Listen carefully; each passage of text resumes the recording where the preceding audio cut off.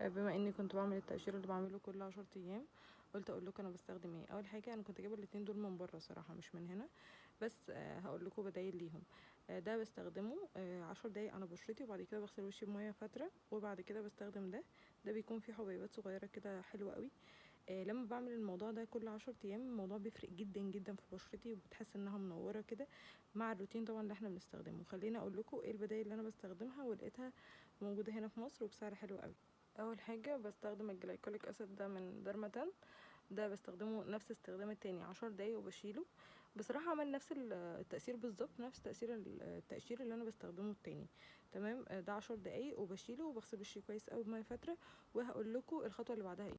بستخدم بقى الالفا اربيوتين بتاع درماتان.